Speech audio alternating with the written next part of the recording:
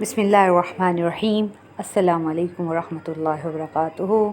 دیر سے اور دیر تک سونے والوں کے نقصانات۔ ایک شخص حضرت ابراہیم بن آدم رحمہ اللہ سے بحث کر رہا تھا کہ برکت نام کی کوئی چیز نہیں ہوتی۔ آپ رحمہ اللہ نے فرمایا، تم نے کتیا اور بکری دیکھی ہے؟ وہ شخص بولا، ہاں۔ اور آپ نے اس شخص سے پوچھا، کتیا اور بکری میں زیادہ بچے کون جنتا ہے؟ وہ بولا، کتیا۔ آپ نے فرمایا، تمہیں بکریاں زیادہ نظر آتی ہیں یا کتے؟ وہ بولا، بکریاں۔ حضرت ابراہیم بن آدم فرماتے ہیں کہ حالانکہ بکریاں ذبح ہوتی ہیں مگر پھر بھی کم نہیں ہوتی، تو کیا یہ برکت نہیں ہے؟ اسی کا نام برکت ہے۔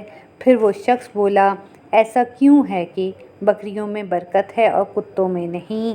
آپ فرماتے ہیں، بکریاں رات ہوتے ہی فوراً سو جاتی ہیں اور فجر سے پہلے اٹھ جاتی ہیں، اور یہی نزول رحمت کا وقت ہوتا ہے، لہٰذا ان میں برکت حاصل ہوتی ہے، اور کتے رات بھر بھونکتے ہیں پھر فجر کے قریب سو جاتے ہیں، لہٰذا وہ رحمت برکت سے محروم ہوتے ہیں۔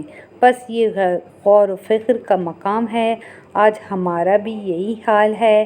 ہم اپنی راتوں کو فضولیات میں گزارتے ہیں اور وقت نزول رحمت سو جاتے ہیں۔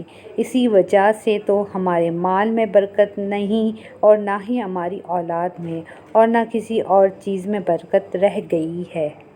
اگر آپ کو آج کی ویڈیو اچھی لگی تو لائک، شیئر اور اس چینل کو سبسکرائب ضرور کیجیے۔ شکریہ۔